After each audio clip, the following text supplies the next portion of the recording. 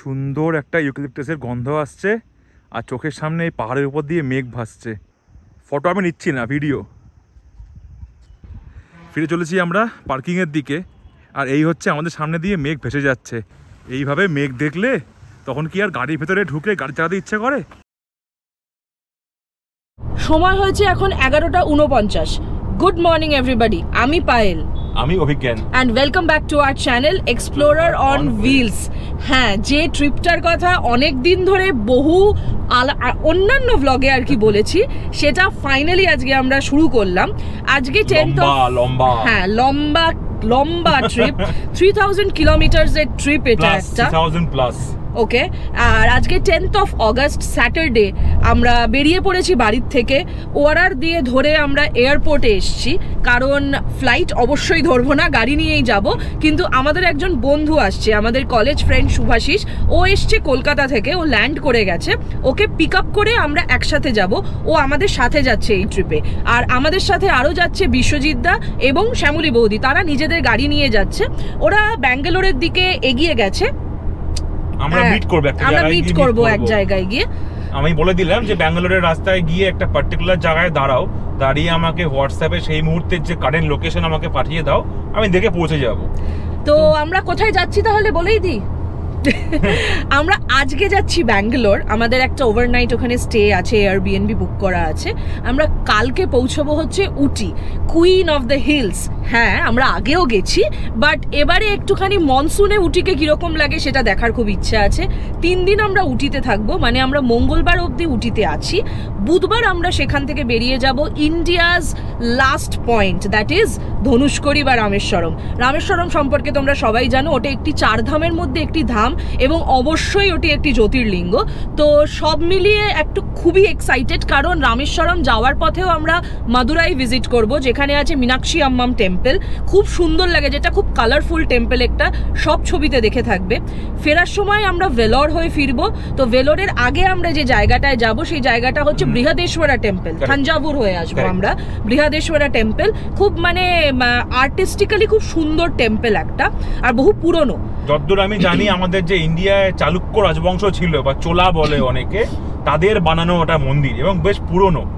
তো দেখা যাক, ট্রিপ শুরু হয়ে গেছে, লম্বা ট্রিপ, টোটাল 8 দিনের ট্রিপ, মানে এক শনিবার সকালে শুরু হয়ে আর এক শনিবার রাত্রিরে শেষ। তো লম্বা ট্রিপ, অনেকটা জার্নি, তার মধ্যে পাহাড়ও আছে, সমুদ্রও আছে, অ্যাকচুয়ালি সব মিলিয়ে মিশিয়ে। জঙ্গল আছে, বান্দিপুর আর মধুমালয়ের মধ্যে দিয়ে যাব, জঙ্গলও আছে। তো একটা অ্যাডভেঞ্চারাস ট্রিপ হতে চলেছে। তো যাই রেস্টুরেন্ট, হোটেল তো যেরকম আমরা বলতে থাকি নিশ্চয়ই বলবো। অ্যান্ড অবশ্যই ভুলফ কেমন পারফর্ম করছে, দ্যাট ইজ মানে ভেরি ইম্পর্টেন্ট, কারণ ও পাহাড়ে উঠেছে, বাট এটা পেছনে আরেকজন কাউকে নিয়ে আর কি লোড নিয়ে পাহাড়ে ওঠা। দেখা যাক হাউ হি পারফর্মস, সমস্ত কিছু ডিটেলস দিতে থাকবো। So stay tuned in the blog. পৌঁছে গেছি এয়ারপোর্টে। তো শুভাশিস পৌঁছে গেছে অলরেডি, যেমন বললাম। ওকে জাস্ট এখান থেকে পিক আপটা করে নেব। আকাশটা অসাধারণ লাগছে দেখতে, মানে লিটারালি অগাস্ট মাস বোঝা যাচ্ছে, আর 2 মাস বাকি পুজোর। তো তোমরা জানাও কি কি প্ল্যান করলে পুজোর, কমেন্টসে আমাদেরকে। শুভাশিস যার কথা বলছিলাম, এই যে মাস্ক টাস্ক পরে এসে গেছে হায়দ্রাবাদে, ওর প্রথমবার, কিন্তু ওকে হায়দ্রাবাদে রাখা হচ্ছে না, ওকে তুলে নিয়ে ব্যাঙ্গালোর নিয়ে যাওয়া হচ্ছে।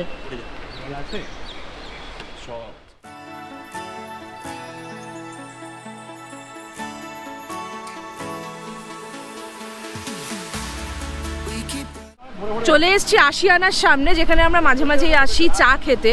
আপাতত পেছনে রয়েছে বিশ্বজিৎদার গাড়ি, একটু দাঁড়ানো হয়েছে কারণ বিশ্বজিৎদা বললো পলিউশনটা এক্সপায়ার করে গেছে। তো আমরা পিইউসি পেলাম একটা, যেগুলো ওই মোবাইল ভ্যান থাকে রাস্তার ওপরে, সেরকম দাঁড়ানো হয়েছে। পিইউসিটা মানে পলিউশন চেকটা হয়ে গেলে আমরা আবার স্টার্ট করব এখান থেকে। অনেকটা রাস্তা চলে এসেছি। কত কিলোমিটার এলাম? জাস্ট বন্ধ করলাম আমি। 150 কাছাকাছি তো হবেই। আচ্ছা, ফুড পিরামিড দেখতে পেলাম। এটা অ্যাকচুয়ালি রাস্তার উল্টো দিকে পড়ে, কিন্তু যেহেতু কাঠটা দুদিকে খুব ইজিলি মানে দেখা যায়, তো সেই জন্য আমরা টুক করে একটা ইউটার্ন নিয়ে ঢুকে পড়েছি ফুড পিরামিডে। গাড়িটা একটু ছায়া দেখে দাঁড় করালাম, লাঞ্চ করে নিই কারণ হয়ে গেছে বেলা 2টো, বেশ খিদেও পাচ্ছে এবার আস্তে আস্তে, একটু রেস্টও হবে, খাওয়া দাওয়া করে। আর এদের ওয়াশরুম ভালো হয় ফুড পিরামিডের, প্রাইস একটু কস্টলি হয় খাবারের আমরা এটা জানি, বাট স্টিল অ্যাটলিস্ট মানে হাইজিনিক আর ওয়াশরুমটা ভালো বলেই আরও দাঁড়ালাম। একটু রেস্ট নিয়ে আবার যথারীতি জার্নি স্টার্ট করবো।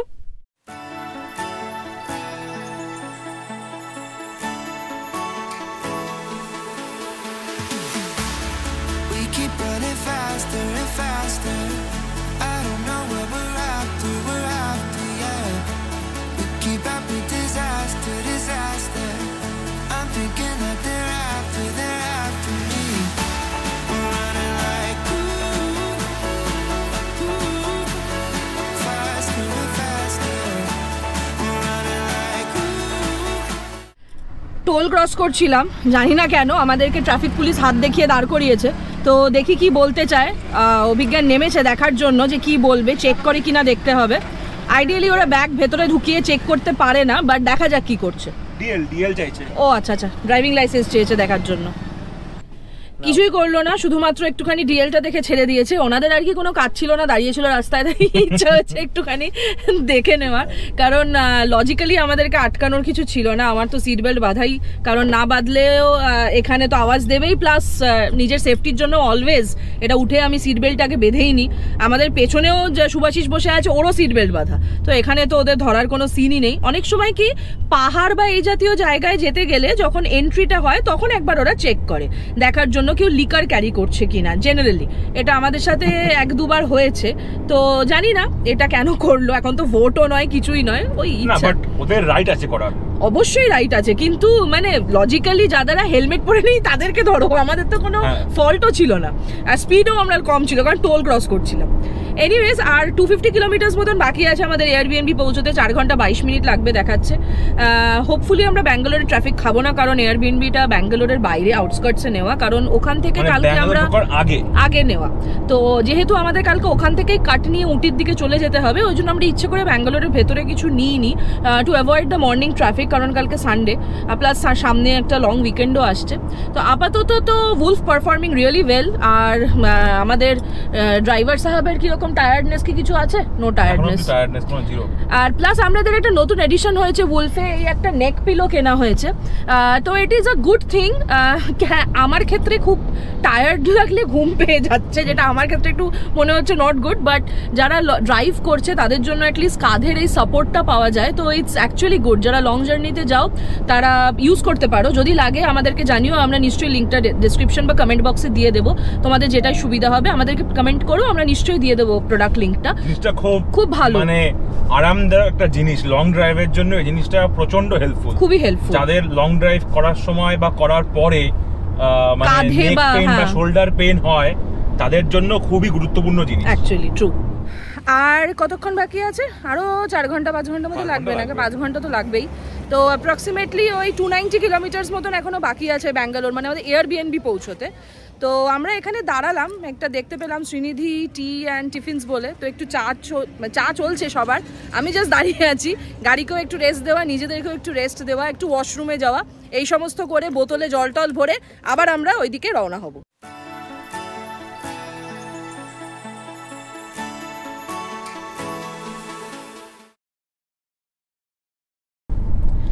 Good morning from Bangalore. আজকে 11th of August।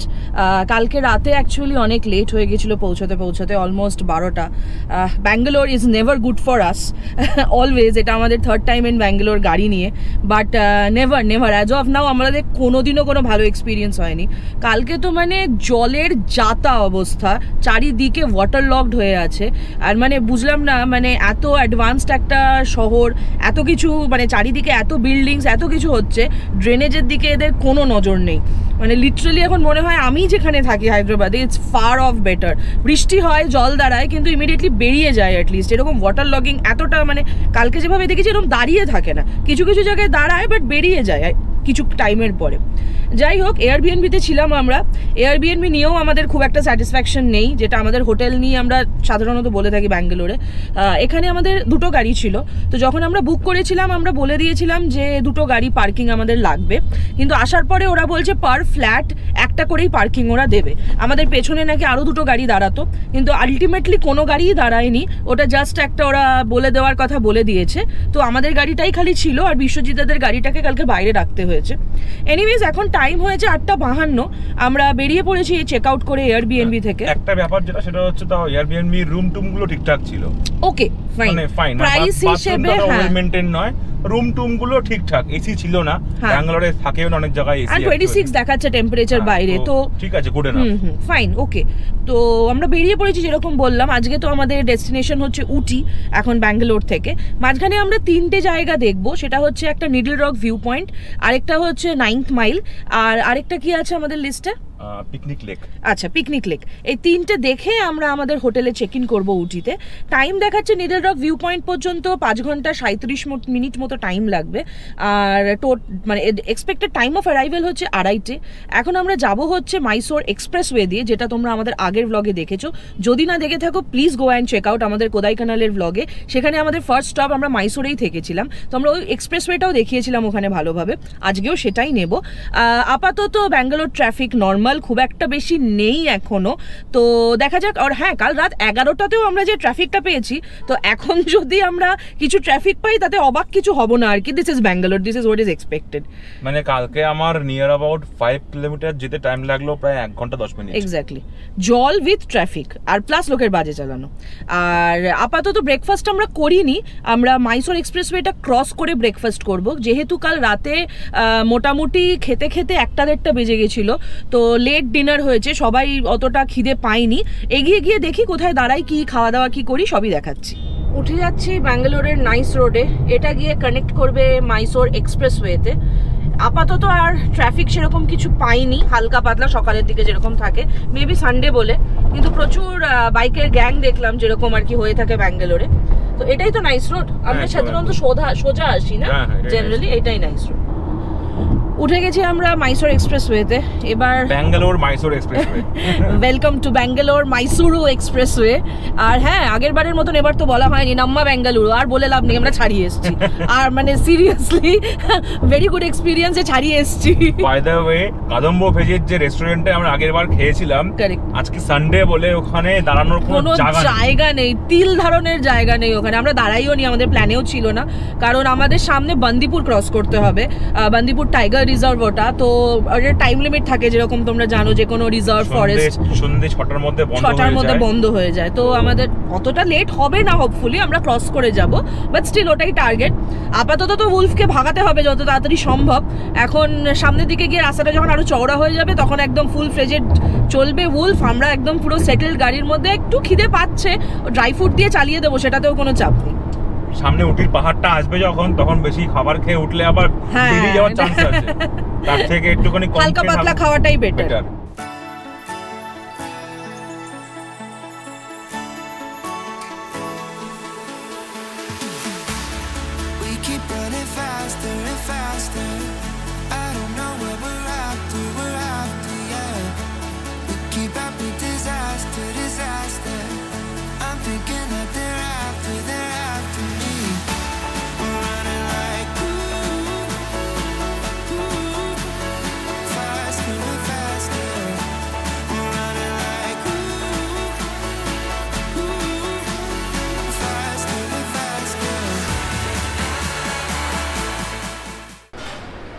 একটু ঘুম পাচ্ছিল, দাঁড়ালাম একটু চা খাবো, একটা ডার্ক চকলেটের একটুখানি বাইট নেবো, তারপর আবার চালাবো। এখানে ঢুকে গেছে বিশ্বজিৎ দা ইডলি ফিডলি খাওয়ার জন্য, তো ইডলি খেয়ে আবার যাওয়া হবে ওইদিকে বান্দিপুর পছন্দ। খুব আমি উদ্গ্রীব হয়ে যাচ্ছে, চারিদিকে সবুজ, হরিণ, হাতি দেখতে পাবো, তার জন্য মনটা উদ্গ্রীব। রোদ্দুর উঠছে, 12টা বেজে গেছে, যেহেতু মাথার উপর চচ্চর করছে। এখন হরিণ সেটা ভেবে আবার যদি ছায়া লুকিয়ে যায় তাহলে মুশকিল। হাতি থাকতে পারে, হরিণ নাও থাকতে পারে। হরিণ থাকার চান্সই বেশি বরঞ্চ হাতির থেকে অ্যাকচুয়ালি। গুন্ডলুপেট ক্রস করলাম জাস্ট, এখনও 55 কিলোমিটার্স মতন বাকি আছে আমাদের ভিউ পয়েন্টে। পাহাড়ের দেখা আমরা অলরেডি পাচ্ছি, কিন্তু সেটা এখনো অনেক দূরে। কিন্তু যাই হোক, ওই আর কি প্রথম পেহলি নজর যে দিকতা হয় না, মানে ওরকমই ব্যাপারটা। তো দেখেই বেশ একটা শান্তি শান্তি ব্যাপার যে একটু ঠান্ডা পাবো, কারণ যখন নেমে আমরা খেলাম এক জায়গায়, আমরা মাইসোর থেকে বেরিয়ে এক জায়গায় খেয়েছিলাম, ওই হালকা করে একটু ধোসা বা বড়া এগুলো একটু খেয়ে নিয়েছি। এখানটায় আমি একটা ছোট্ট বাইট দিয়েছি। তো ওইগুলো একটু খেয়ে নিয়েছি, খেয়ে হালকা করে, কারণ হেভি লাঞ্চও কিছু করলাম না। ওই একই প্রবলেম, মোশন সিকনেসের প্রবলেম আছে আমার, তো প্লাস শুভাশিসেরও আছে, তো ওই জন্য আমরা একটু অ্যাভয়েড করলাম হেভি লাঞ্চ, ডাইরেক্ট ডিনার করব। তো এবার দেখা যাক পাহাড়ে উঠি কীরকম। আর নিডল ড্রপ ভিউ পয়েন্টে দেখাচ্ছে তো ক্লোজ হয়ে যায় 5টায়, দেখা যাক কতক্ষণে পৌঁছে আর কতটা ভালো মতন। বাই 3:40 পৌঁছে যাব, দেখা যাক। আর 1 2 3 করে ঢুকে যাচ্ছি আমরা বান্দিপুরে, আর জাস্ট মানে চারিদিকে সবুজ, পুরো সবুজ হয়ে গেছে। আর জাস্ট মানে এই বান্দিপুরের এরিয়াটা স্টার্ট হয়ে গেছে অলরেডি। ওই ওয়েলকাম টু বান্দিপুর বোর্ডটা এখনো দেখতে পাইনি, বলতে বলতে সামনেই চলে এসছে।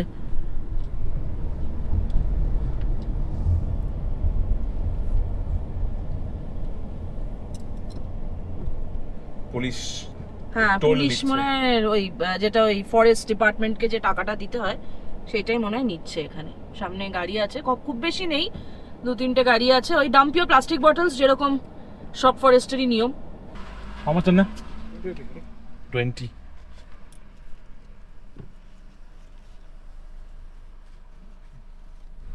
Welcome to Bandipur tiger reserve.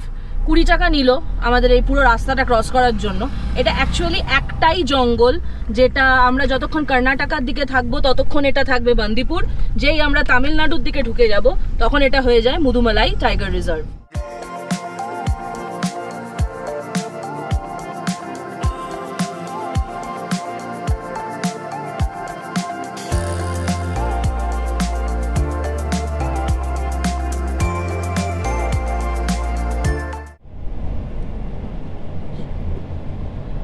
আমরা কর্ণাটকা ক্রস করে তামিলনাড়ু ঢুকছি। একই জঙ্গল, যেটা আমাদের সাথে এতক্ষণ ধরে এলো সেটা এতক্ষণ ছিল বান্দিপুর, এবার হয়ে যাবে মুদুমালাই। আর এই রাস্তাটা দেখলাম 9টা থেকে 6টা পর্যন্ত বন্ধ থাকে, লেখা আছে, এই লেখা আছে ভিজিট এগেইন কর্ণাটকা স্টেট। আর সামনে রয়েছে নীলগিরি ডিস্ট্রিক্ট বোর্ড। তোমরা আমরা তামিলনাড়ু ঢুকছি, তামিলনাড়ু লিমিট স্টার্টস বলে সামনে লেখা আছে। আর ওই দূরে বোর্ড দেখতে পাওয়া যাচ্ছে যে মুদুমালাই টাইগার রিজার্ভ।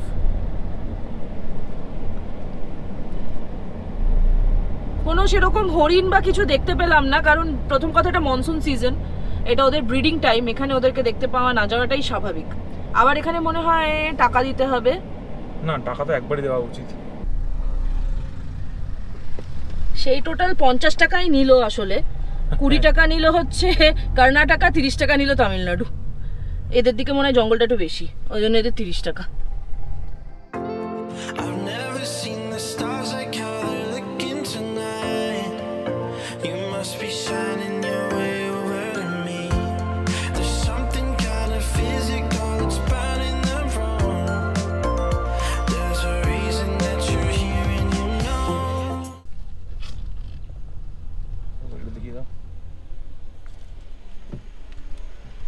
ಸ್ಲಿಪ್ ಇಲ್ಲ sir, online pass sir, Tamil Nadu entry pass. Okay, Google search TNE pass আড়িঙ্গে স্যার। নাও নতুন জিনিস দেখলাম একটা, আগের বার যখন উঠে এসেছিলাম তখন এটা ছিল না। মেবি হতে পারে যে তখন কোভিডের পরপর এসেছিলাম বলে এটা হচ্ছিল না। তামিলনাড়ু ই পাস, TNE পাস বলে গুগলে সার্চ করলে যে ফার্স্ট ওয়েবসাইটটা আসে, সেই ওয়েবসাইটে ঢুকে আমরা কোথায় যাচ্ছি এবং আমরা কোথা থেকে আসছি সেই অ্যাড্রেস এবং কবে বেরোবো, কবে ঢুকছি, সমস্ত কিছু ডিটেলস দিতে হলো। কোনো টাকা লাগলো না, জাস্ট ওই ই পাসের নাম্বারটা ওদেরকে দিতে হয়েছে, ওরা ওটা কপি করে রাখলো। কিন্তু মানে এটা আগে থেকে জানা ছিল না, জানা থাকলে করে নিয়ে আসতাম, কারণ মোটামুটি একটা 10 মিনিটের একটা হ্যাসেল, আর কিছুই নয়। আর যেহেতু এরা ল্যাঙ্গুয়েজ বোঝে না, তো ওদেরকে বুঝিয়ে সবকিছু কাজ করাটাও একটুখানি ডিফিকাল্ট। যাই হোক, আমরা মুদুমালাই ক্রস করে গভর্নমেন্টের কাজগুলো করছে, তাদের বেসিক ইংলিশটা ইংলিশটুকুন অন্তত বলা উচিত। বেসিক ইংলিশ, ভেরি বেসিক, মানে হাই হাউ আর ইউ যে ব্যাপারটা ইংলিশ, সেটাও এরা বলে না বা জানে না, না বলতে চায় না, আমি জানি না। সো খুব প্রবলেম এটা একটা এখানে বা কর্ণাটকাতে। যাই হোক, আমরা এখন উঠবো অ্যাকচুয়ালি উটিতে, পাহাড়ে আর কি। তো আমাদের 15 কিলোমিটার্স দেখাচ্ছে to the needle rock view point, আধা ঘন্টা মতন লাগবে। তো হোপফুলি রাস্তায় খুব একটা ট্রাফিক নেই। এটা যেহেতু ইনিশিয়াল স্টেজটা, এখানে একটু লরি বাসের ভিড় থাকে, তাছাড়া এমনি আর সেরকম কোনো ভিড় নেই।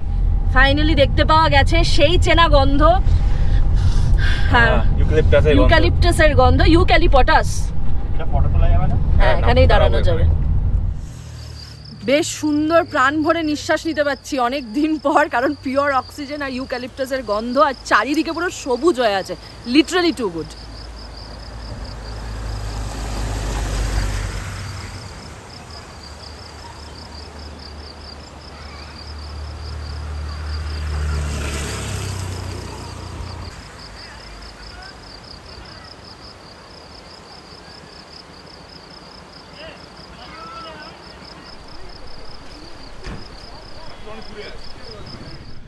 পৌঁছে গেছি আমরা নিডল রক ভিউ পয়েন্টে। ওই সব গাড়িগুলো এখানে পার্ক করা আছে, পার্ক করে আমরা টিকিট কেটে ঢুকে গেলাম। তো টিকিট নিল হচ্ছে 20 টাকা করে, আমরা ক্যাশ দিয়েছি, 5 জন ছিলাম, 100 টাকা। ইউপিআই আছে, কিন্তু ইউপিআই এখানে বললো অনলি বিএসএনএল কাজ করে, মানে ইন্টারনেট। তো সেই জন্য ইউপিআই এর থেকে ক্যাশ ক্যারি করাটাই বেটার। তো এই হচ্ছে রাস্তা, এখানটা একটু ভিজে ভিজে আছে, শ্যাওলাও আছে, আমরা সবাই পা চিপে চিপে হাঁটছি যাতে কিনা কেউ স্লিপ না খাই। একদম সামনে পায়েল রয়েছে, তারপরে বিশ্বজিৎ দা, তারপরে শুভাশিস, তারপরে শ্যামলী বৌদি আছে। আমরা যাবো অ্যাকচুয়ালি হাঁটতে হাঁটতে ওই দিকটায় দেখার জন্য, ওইদিকে পুরো মেঘ ভর্তি দেখা যাচ্ছে। ওই নিচ দিয়ে হাঁটতে হাঁটতে আমরা উপরে এসছি, আর এই হচ্ছে ভিউ। আরও ওইদিকে উপরে ওঠা যাবে, ওই দিকে।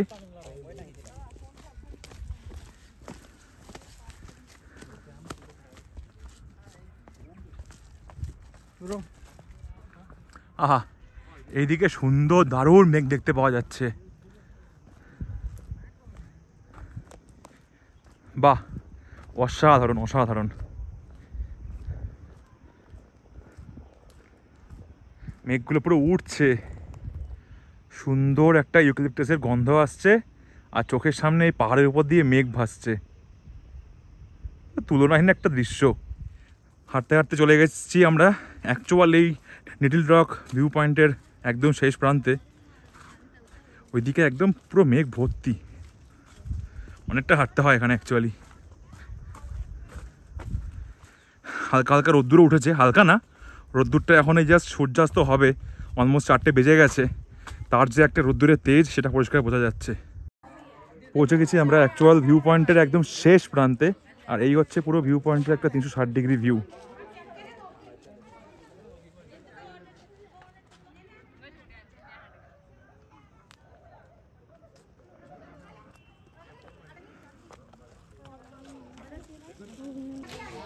পিসি সরকারের ম্যাজিক চলছে এখানে, হঠাৎ করে মেঘ আসছে, হঠাৎ করে সব পরিষ্কার হয়ে যাচ্ছে। এতক্ষণ পুরো ক্লিয়ার ছিল, এখন পুরো ঢেকে গেছে মেঘে।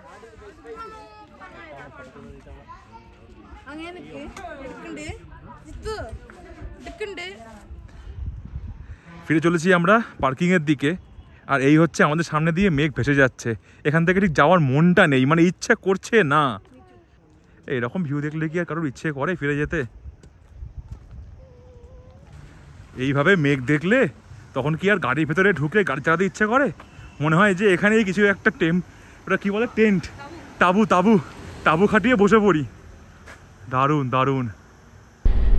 কি কেমন লাগছে? মেঘ, রোদ, পাহাড়, ঠান্ডা, এসব বলে মানে বোঝানো যায় না, এগুলো নিজেকে এক্সপিরিয়েন্স করতে হবে। ট্রু। আমরা এগিয়ে চলেছি এখন পিকনিক লেকের দিকে। যেরকম বলেছিলাম 9th মাইলটা আজকে হবে না, কারণ ওটা অনেকটা টাইম লাগে। ওখানে অ্যাকচুয়ালি যারা দেখেছো তারা জানো, রাজা হিন্দুস্তানি বা রোজা আর মেনে পিয়ার কিয়ার, না রাজের শুটিং হয়নি ওখানে, অন্য জায়গায় হয়েছে। আর মেনে পিয়ার কিয়ার যে গানটা আছে, দিল দিওয়ানা বিন সজনাকে, ওই গানটারও শুটিং ওখানে হয়েছে। তো জানো জায়গাটা কিরকম, টেবিল ল্যান্ড টাইপের, উঠতে হয় আবার ওদিক দিয়ে নামা যায়, তো ওটা অনেকটা হাঁটতে হয়। আজকে আর হবে না, ওটা টাইম হয়ে গেছে, অলরেডি 5:10 বাজে, আর পাহাড়ে 5:10 সন্ধে হয়ে যাবে একটু বাদে, তো ওঠাটা একটু মুশকিল পাহাড়ে অন্ধকারে। তাই আপাতত আমরা ওটা স্ক্র্যাপ করে শুধু পিকনিক লেকটার দিকে, মেন উটি শহরের দিকে এগিয়ে যাব। সামনে পিকনিক লেক আর 2.7 কিলোমিটার্সে দেখাচ্ছে 5 মিনিটেই চলে আসবে। মাঝে মাঝে ঝর্ণার আওয়াজ আসছে কানে, সবগুলো সব গুপ্ত ঝর্ণা, দেখা যাচ্ছে না কিন্তু বেশ জোরে জল বইছে। আমরা এই দিক দিয়ে এসেছি, আর এই ডান দিকে এখানে গাড়ি রেখে দিয়েছি, দুটো গাড়ি, বিশ্বজিৎদা বাইরে দাঁড়িয়ে আছে। আর এই ডান দিকে হচ্ছে আমাদের পিকনিক লেকের ভিউ। জল অনেকটাই কম আছে, কিন্তু এত সুন্দর মেঘ করে আছে না, মেঘের রং, আকাশের রং, আর তার মাঝখানে এখানে জল রিফ্লেক্ট করছে, আর এদিকে সুন্দর সুন্দর ঝাউবন। ও, একটা অতুলনীয় অনুভূতি বটে এখানটায়। আমরা এগোচ্ছিলাম হোটেলের দিকে, যেতে যেতে দেখলাম এখানে একটা সুন্দর ড্যামের থেকে জল পড়ছে। এই হচ্ছে সুন্দর একটা ভিউ, আর জলের ড্যামের জল পড়ার সুন্দর একটা আওয়াজ। ঢুকছি আমরা উটি শহরে। সামনে যে লাল নীল হলুদ সবুজ বাড়ি দেখতে পাওয়া যাচ্ছে ওটাই উটি। মেঘে ঢেকে দিচ্ছে আস্তে আস্তে, সন্ধে হয়ে আসছে, আর মানে ঠান্ডা একটা হাওয়া দিচ্ছে। এই মুহূর্তে বাইরের টেম্পারেচার 18, রাতে 13 নামার কথা, দেখা যাক। এসে পৌঁছে গেছি হোটেলে। এটা হোটেলের সামনের পার্কিংটা, বিশাল বড় উঁচু আর কি, পাহাড়ে উঠে এসে দাঁড়াতে হলো। এই হচ্ছে সামনের জায়গাটা পুরো। আমরা এখনও চেক ইন করিনি, লাগেজও বার করিনি। এই সমস্ত কিছু করে ভেতরে ঢুকবো, তারপরে রুম ট্যুর দিচ্ছি।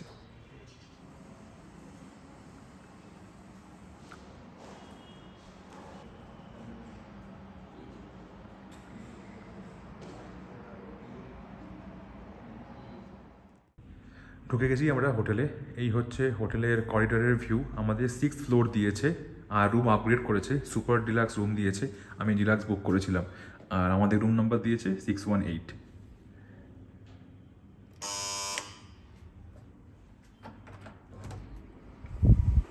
বেলের আওয়াজটা সাংঘাতিক। এই হচ্ছে আমাদের উটিতে থাকার 3 রাতের রুম। এটা হচ্ছে the bike Sunshine Ooty grand, এই নামে রয়েছে। আমরা যেমন দিই, আমরা ডিসক্রিপশনে লিঙ্ক দিয়ে দেব। এই দরজা দিয়ে ঢুকে এসে বাদিকেই রয়েছে ওয়াশরুম। ওয়াশরুমে টয়লেট্রিজ ওরা দিয়ে দিয়েছে বটেলে, আর খুব সুন্দর নিট অ্যান্ড ক্লিন, একদম ছিমছাম, এটুকু না থাকলেই নয়।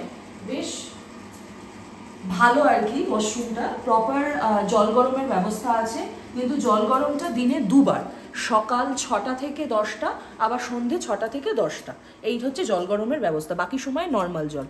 এদিকে রয়েছে একটা কাবার্ড। এই হচ্ছে কাবার্ডের ভেতরে ঠিকঠাক পরিষ্কার হ্যাঙ্গার দিয়েছে, কাঠের হ্যাঙ্গার, সুন্দর।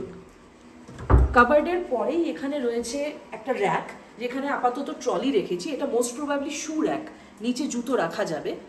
আরও এগিয়ে আসলে বড় একটা কিং সাইজ বেড, পরিষ্কার বেড লিনেন দিয়েছে, খুব পরিষ্কার বেডশিট, ভালো। দুদিকে দুটো ল্যাম্প আছে, আর এখানে একটা ফোন দিয়েছে যেটা দিয়ে কল করতে হয় সাধারণত, আর ওপাশে আরেকটা সাইড টেবিল দিয়েছে। পেছনে একটা সারপ্রাইজ আছে, সেটা হচ্ছে এই যে, এখন অন্ধকারে দেখা যাবে কিনা জানি না, একটা ব্যালকনি আছে আর সাথে ভিউ আছে।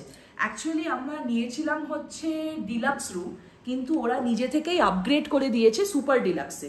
3টে রুমই সুপার ডিলাক্স রুম দিয়েছে আমাদেরকে। এখানে রেডি হওয়ার জন্য একটা বড় টেবিল দিয়েছে, আয়না আছে, বসার জন্য 2টো সোফা, একটা ছোট্ট কফি টেবিল, আর যেরকম দেয় চা পাতা, দুধ, আর এপাশে ব্রাশ, এগুলো দিয়েছে। তো এই হচ্ছে আমাদের উটিতে থাকার রুম। আমরা উটি পৌঁছে গেছি, এখন সবাই একটু রেস্ট নেবে, খাওয়া দাওয়া করব, কালকে কোথায় যাব সেটা একটু প্ল্যানিং হবে। এটা ছিল আমাদের ডে 1-এর ভিডিও। তো আমরা কালকে উটির জায়গাগুলো আরও এক্সপ্লোর করব। তো সেগুলো দেখার জন্য please like, share and subscribe to our channel. Subscribe করার সময় বেল আইকনটা অবশ্যই প্রেস করো, যাতে আমরা যখনই কোনো ভিডিও দেবো তার ইনস্ট্যান্ট নোটিফিকেশন তোমাদের কাছে চলে যাবে। আর প্লিজ কমেন্ট করে জানাও আমাদের ভিডিও তোমাদের কেমন লাগছে। আর স্টে টিউনড, এই ট্রিপে আরও অনেক কিছু এক্সাইটিং হতে চলেছে। So please watch our vlogs, আর আমাদের পুরোনো ভ্লগগুলোও দেখো, তাহলে তোমরা আমরা আগে যে জায়গাগুলো ভিজিট করেছি সেগুলোও জানতে পারবে। Please share it with your family and friends, and wait for the next vlog. Till then, bye bye and take care.